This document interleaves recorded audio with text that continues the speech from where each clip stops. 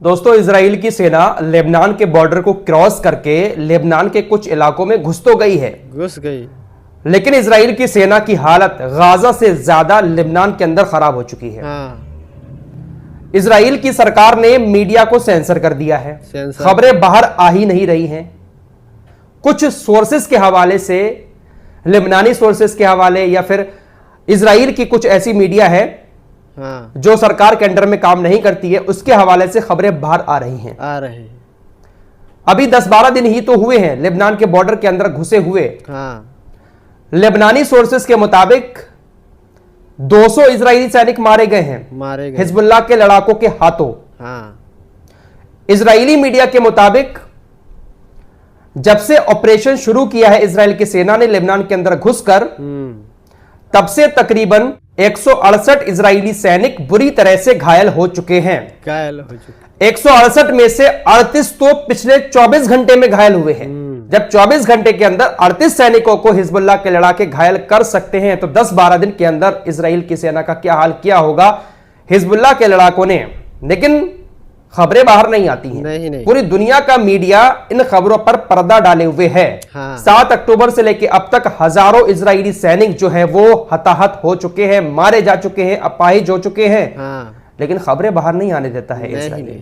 फिलहाल हिजबुल्लाह के नेता हसन नसरुल्लाह को इजराइल ने मार दिया। इजराइल को लग रहा था कि हिजबुल्लाह खामोश होकर बैठ जाएगा, लेकिन जो नईम कासिम है वो अब हिजबुल्लाह को आगे बढ़ा रहे हैं। नईम कासिम का कहना है कि हमारा अभी कोई लीडर नहीं है, लेकिन हमारा जो संगठन है वो कमजोर नहीं हुआ है, उसके हौसले पस्त नहीं हुए हैं। हम पूरी ताकत के साथ हमले करते रहेंगे। और हिजबुल्लाह हमले कर भी रहा है। लगातार हिजबुल्लाह की तरफ से रॉकेट दागे जा रहे हैं। खबर गाजा से भी आ रही है। गाजा से भी इजराइल की सेना के लिए बुरी खबर है। हमास ने दावा किया है कि उसने बिल्कुल करीब से इजरायली सैनिकों के ऊपर हमला किया और बहुत सारे सैनिकों को मार दिया है, बहुत सारे सैनिक घायल हो गए हैं। इजराइल के अंदर इस खबर पर रोक लगा दी गई है। इजराइल की मीडिया इस खबर को दिखा नहीं रही है, लेकिन हमास दावा कर रहा है कि उसने बिल्कुल करीब से हमला किया है इजरायली सैनिकों के ऊपर और मौतें हुई हैं। दोस्तों, इजराइल के सपोर्ट में पूरा यूरोप लगा हुआ है, अमेरिका लगा हुआ है। यूरोप और अमेरिका के ज्यादातर लोग जो हैं, ज्यादातर इनके नेता जो हैं वो यहूदी नहीं है, बल्कि ज्यादातर लोगों का ताल्लुक ईसाई धर्म से है। लेकिन इजराइल ईसाई धर्म को भी नुकसान पहुंचा रहा है। गाजा के अंदर भी बड़े बड़े पुराने चर्च पर उसने हमला करके उनको जमींदोज कर दिया। अब लेबनान के अंदर भी इजराइल की सेना ने चर्चों पर हमले शुरू कर दिए हैं। कल रात ही एक और चर्च को निशाना बनाया लेबनान के अंदर, और देखिए फिर चर्च का क्या हाल हुआ। लेकिन इस कारनामे पर, इस गंदे काम पर इजराइल के कोई भी यूरोप का ईसाई नेता इजराइल से कुछ नहीं कहेगा। न जाने कौन सी ऐसी घुट्टी पिला रखी है इस इजराइल ने कि कोई कुछ कहता ही नहीं है, या फिर ये पूरा यूरोप मुस्लिमों की नफरत में अंधा हो चुका है कि कुछ भी करके मुसलमानों से नफरत करनी है, भले ही हमारे धर्म का कुछ भी हो जाए, भले ही इजराइल हमारे धार्मिक स्थलों को तोड़ दे, लेकिन इनको दबा कर रखना है। कोई कुछ नहीं कह रहा है। कितने बड़े बड़े पुराने चर्च गाजा के अंदर तबाह कर दिए इजराइल ने। दोस्तों, ईरानी कुद्स फोर्स के ये जो कमांडर है इस्माइल कानी, इनको लेकर अभी भी सस्पेंस बना हुआ है। इजराइल दावा कर रहा है कि हमने जो हिजबुल्लाह के नए नेता थे शफीउद्दीन, उनके ऊपर जब एयर स्ट्राइक की थी तो इस्माइल कानी भी वहां पर मौजूद थे। इनकी भी उसमें मौत हो गई है। जिस दिन से इजराइल ने हमला किया है शफीउद्दीन के ऊपर, उस दिन से ये सामने भी नहीं आए हैं। इसलिए बहुत सारी खबरें फैल रही हैं कि इनकी भी मौत हो गई है। लेकिन आज मिडिल ईस्ट आई जो अखबार है उसने एक रिपोर्ट छापी है कि इस्माइल कानी जिंदा है और वो लॉकडाउन में है। दरअसल उनकी जो यूनिट है उससे पूछताछ की जा रही है, इन्वेस्टिगेशन की जा रही है, और इस्माइल कानी भी इन्वेस्टिगेशन कर रहे हैं कि हसन नसरुल्लाह की लोकेशन इजराइल को कैसे पता चली, कैसे इजराइल ने हसन नसरुल्लाह के ऊपर हमले कर दिए। इसी तरह की बहुत सारी इन्वेस्टिगेशन और बहुत सारे नए प्लान वो अंडरग्राउंड रहकर तैयार कर रहे हैं, इसलिए वो सामने नहीं आ रहे हैं। IRGC की तरफ से कहा गया है कि इस्माइल कानी पूरी तरीके से ठीक हैं और आने वाले दिनों में ईरान के सुप्रीम लीडर अयातुल्लाह खामेनी उनको विजय पदक भी देंगे।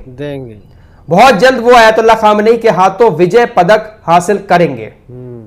फिलहाल सस्पेंस बना हुआ है। लाल सागर की तरफ चलें तो वहां पर भी हूतीज अपने काम में लगे हुए हैं। जब उनको मौका लगता है जहाज पर हमला करके उसको मार देते हैं। खबर आई है यूकेएमटीओ की तरफ से कि यमनी सशस्त्र बलों ने आज ईरान के द्वारा दी गई एंटी शिप मिसाइल का इस्तेमाल करके एक जहाज को लाल सागर में मार गिराया। अमेरिकी अखबार ब्लूमबर्ग लिखता है कि बाइडेन प्रशासन ने नेतन्याहू से कहा कि आप ईरान के ऊपर हमला ना करें। हमला करने की बजाय हम लोग मिलकर ईरान के ऊपर नए आर्थिक प्रतिबंध लगाते हैं। कुछ नहीं मिलता है इन लोगों को तो ये प्रतिबंध करना शुरू कर देते हैं। लेकिन इनके प्रतिबंधों से जो ताकतवर देश है वो रुकने वाले नहीं है। दोस्तों, गाजा के अंदर सब कुछ तबाह हो चुका है। लाखों लोग इधर से उधर हो चुके हैं।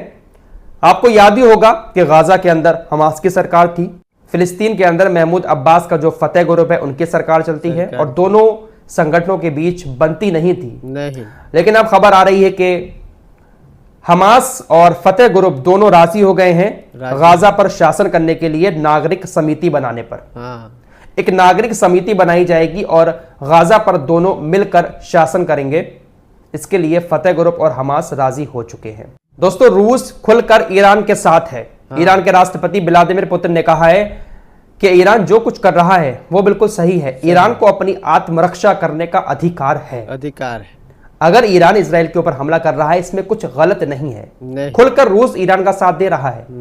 उधर चाइना भी ईरान और रूस के साथ है। उत्तर कोरिया भी साथ है। ये 4 तगड़े देश हैं जो अमेरिका, इजराइल और यूरोपीय देशों की नजर में खड़क रहे हैं। अमेरिका की राष्ट्रपति पद की उम्मीदवार कमला हैरिस कहती हैं कि शी जिनपिंग, व्लादिमीर पुतिन और किम जोंग उन हत्यारे हैं। खुद अपने गिरीवान में झांक कर देखना चाहिए कि जो शब्द इनकी तरफ से बोले गए हैं क्या ये लोग वो है या खुद ये और इनके नेता हैं। अब मैं यहां पर खुलकर बात कर दूंगा तो हो सकता है कि भैया डिलीट ही कर दिया जाए वीडियो को, इसलिए आप समझदार हैं, समझ के होंगे। तुर्की के राष्ट्रपति रजब तैयब एर्दोगान ने हमास के बारे में कहा है कि हम जानते हैं कि हमास भी तुर्की के लिए लड़ रहा है। हमास इस्लामी दुनिया के सम्मान के लिए लड़ रहा है। अगर एर्दोगान के भाषण को लॉजिकली समझा जाए तो शायद ऐसा कहने की कोशिश कर रहे हैं कि हमास हमारी भी रक्षा कर रहा है, पूरी इस्लामिक दुनिया को बचा रहा है। अगर हमास ना होता तो शायद इजराइल इनके देश तक पहुंच जाता, तमाम इस्लामिक दुनिया पर कब्जा कर लेता। इनके इस बयान में कुछ इसी तरह की भावनाएं नजर आ रही हैं। यानी तुर्की क्या हमास से भी कमजोर है? इजरायली मीडिया की अभी अभी रिपोर्ट आई है कि इजराइल का जो सफेद शहर है और उसके आसपास के जो इलाके हैं वहां पर तकरीबन 200 से 300 रॉकेट हिजबुल्लाह की तरफ से दागे गए हैं। इजरायली मीडिया का कहना है कि सफेद पर बहुत भारी गोलाबारी, युद्ध की शुरुआत के बाद से शायद सबसे हिंसक गोलाबारी। सफेद शहर के भीतर हताहतों की संख्या के कई मामलों की रिपोर्ट है। तो हिजबुल्लाह चुप नहीं बैठ रहा है। ईरान ने कहा है कि हिजबुल्लाह तब तक सीज फायर के लिए राजी नहीं होगा जब तक परमानेंट वाला सीज फायर इजराइल गाजा के अंदर नहीं कर देता है। इसके अलावा कोई और ऑप्शन नहीं है। दोस्तों, इजराइल के ऊपर ईरान ने ये जो मिसाइल हमला किया था, ये हमला वाकई में कामयाब हुआ है। भले ही इजराइल की सरकार ने अपनी मीडिया को सेंसर कर दिया हो, हमले वाली जगहों पर पहुंचने नहीं दिया जा रहा है, लेकिन फिर भी कुछ चैनल तो हैं इजराइल के अंदर जो दबी जबान में इस बात का जिक्र कर रहे हैं कि ईरान ने एक बात तो साबित कर दी कि दुनिया के सबसे बड़े एयर डिफेंस सिस्टम जो इजराइल के पास है, आयरन डोम, उसको भेदने में ईरान पूरी तरीके से सक्षम है। ईरान के पास इतनी ताकत है कि उसने दुनिया के सबसे तगड़े एयर डिफेंस सिस्टम को भी भेद कर हमारे देश के अंदर मिसाइलें गिरा दी। आने वाला फ्यूचर बहुत ज्यादा विनाशकारी हो सकता है। इस तरह की बातें इजरायली मीडिया कर रहा है। फिलहाल 100 बात की एक बात यह है कि ईरान ने मिसाइल हमला करके कहीं ना कहीं थोड़ा सा झुकने पर मजबूर तो किया है। इजराइल अब उस तरीके से तबाही नहीं मचा रहा है जिस तरीके से उसने हसन नसरुल्लाह के ऊपर हमला किया, बेरूत के ऊपर हमले किए। पिछले 10-15 दिन में इजराइल ने बहुत कुछ किया था, लेकिन एक हमला ईरान का और कहीं ना कहीं इजराइल थोड़ा सा दबा हुआ नजर आ रहा है। ईरान का यही कहना है कि अगर हमारे ऊपर हमला होता है और अमेरिका उसमें शामिल होता है तो हम पूरे मिडिल ईस्ट को जला देंगे। पूरे मिडिल ईस्ट के अंदर जितने भी ठिकाने हैं इन लोगों के, उसको ईरान नहीं छोड़ेगा। इस तरह की बातें ईरान की तरफ से भी कही जा रही है। फिलहाल मजबूत तो हुआ है अब ईरान इस हमले के बाद, क्योंकि हमला कामयाब हुआ। बड़े बड़े एयर डिफेंस सिस्टम नहीं रोक पाए। इन लोगों को भी ईरान की ताकत का कुछ तो अंदाजा हुआ है। हालांकि यह भी हकीकत है कि हमला ईरान के ऊपर जरूर करेगा। आज नहीं तो कल नेतन्याहू मानेगा नहीं। इस रिपोर्ट में इतना ही। दोस्तों, हमारी रिपोर्ट को देखने के लिए बहुत बहुत शुक्रिया। चैनल पर नया तो जरूर सब्सक्राइब कीजिए। मिलते हैं कुछ अगली खबरों के साथ, तब तक के लिए अपना ख्याल रखें। धन्यवाद।